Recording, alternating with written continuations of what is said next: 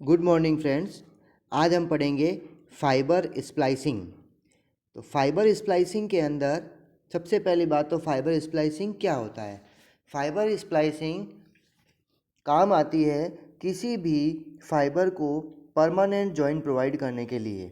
अब इसकी ज़रूरत कहाँ पड़ती है? तो सबसे पहले तो एक मैन्युफैक्चरिंग लेंथ मान लो 100 मीटर की है और हमको कहीं 150 मीटर की फाइबर केबल चाहिए, तो हम 50 मीटर की केबल को आपस में इससे परमानेंट जोड़ के हम 150 मीटर केबल बना सकते हैं। इसलिए इसकी ज़रूरत पड़ती है फाइबर स्प्लाइसिंग की। दूसरा, अगर कहीं पर भी कोई फाइबर टूट गई है तो उसको परमानेंट जॉइंट प्रोवाइड करने के लिए हम स्प्लाइसिंग का प्रयोग करते हैं।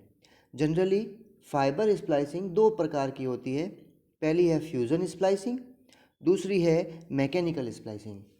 फ्यूज़न स्प्लाइसिंग एक सिंपल आर्क वेल्डिंग की तरह है।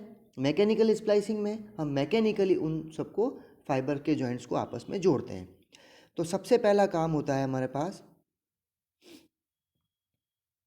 कि हम कोई भी फाइबर को जब टूट जाती है तो उसको जोड़ने के लिए सबसे पहले क्या प्रिपेयर करते हैं। तो सबसे पहले जब कोई फाइबर टूटती है तो उसके कॉर्नर्स जो है वो शार्प नहीं होते हैं, कुछ ऊबड़ खाबड़ टेढ़े मेढ़े होते हैं। तो इनके कॉर्नर्स को हमको शार्प करना पड़ेगा। तो कॉर्नर्स को शार्प करने के लिए हम काम में लेते हैं क्लीविंग टूल, जो कि डायग्राम 6.15 में दिखाया गया है। ये क्लीविंग टूल में एक नाइफ होता है, नाइफ एज होती है, फाइबर लगाते हैं और बीच में जो नीचे एक कर्व्ड, एक सॉलिड कर्व्ड बेस होता है। अब जब किसी भी फाइबर जब टूटती है तो उसके एंड को शार्प करने के लिए इस कर्व्ड जो बेस है इसके ऊपर इसको रखते हैं और उसको पुल करते हैं और ऊपर से नाइफ जो है उसकी एज को कट करता है। अब इस कट करने से क्या हुआ कि इसका जो कॉर्नर है, जो इसका एंड है, वो एंड एकदम शार्प हो गया और इसमें कोई भी जिगजैग या ऊबड़ खाबड़ या अनसिमेट्री नहीं रही। अब सिमेट्रिकली इसकी एज हो गई। जब सिमेट्रिकली एज इसकी हो गई तो अब हम फाइबर जॉइंट्स के लिए इसको प्रयोग में ले सकते हैं। तो सबसे पहले हम पढ़ते हैं फ्यूज़न स्प्लाइसिंग। तो हमारा सबसे पहला काम होगा, जो भी फाइबर टूटी है, जो फाइबर हमको दो फाइबर को आपस में जोड़ना है, उन दोनों के एंड्स को with the help of cleaving tool हमको सिमेट्रिक करना है। सिमेट्रिक करने के बाद में यहाँ पर फ्यूज़न स्प्लाइसिंग का एक बेस है। ये फ्यूज़न स्प्लाइसिंग का बेस जो है वो यहाँ डायग्राम में दिखाया गया है। यहाँ हम देख सकते हैं कि सबसे पहले इसमें दो फिक्स्ड बॉक्स होते हैं। एक बॉक्स तो फिक्स्ड होता है, दूसरा बॉक्स मूवेबल होता है। और ये जो मूवेबल बॉक्स है वो 3D मूवेबल होता है, 3 डायमेंशनल मूवेबल है और माइक्रोन्स में भी मूव करता है।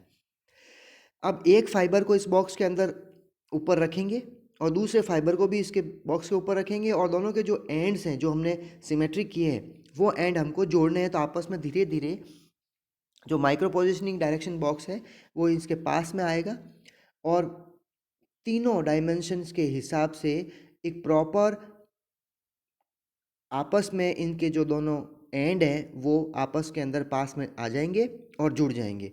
उसके बाद में एक आर्क इलेक्ट्रोड होगी। यह आर्क इलेक्ट्रोड हीट प्रोवाइड करेगी और हीट प्रोवाइड करने के साथ में हम इन दोनों के एंड्स पे ये इलेक्ट्रिक आर्क का हीट अप्लाई करेंगे, जिससे कि ये आपस में एंड जो है वो दोनों जुड़ जाएंगे और परमानेंट फाइबर जॉइंट हो जाएगी। क्योंकि यह आर्क है, गर्म है, इसलिए हम इसको वेल्डिंग भी बोल सकते हैं। फाइबर को वेल्ड करना भी बोल सकते हैं, फाइबर की वेल्डिंग भी कहा जा सकता है। अब ये तो हुई हमारे पास फ्यूजन स्प्लाइसिंग। अब हमारे पास मैकेनिकल स्प्लाइसिंग भी अवेलेबल है, जो कि हम नेक्स्ट क्लास में पढ़ेंगे। इसमें बहुत ही सिंपल चैप्टर है, ऐसा कुछ भी नहीं है कि जो हम नहीं कर पाएँ।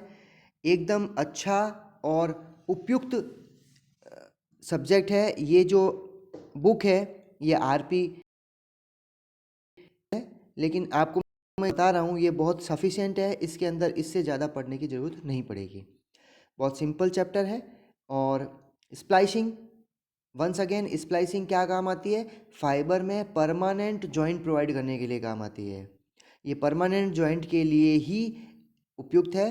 हम टेम्परेरी जॉइंट के लिए कनेक्टर काम में लेंगे, जो कि हम अगली क्लास में पढ़ेंगे जब हमारा ये स्प्लाइसिंग का चैप्टर पूरा हो जाएगा तब हम कनेक्टर का चैप्टर स्टार्ट करेंगे। Thank you.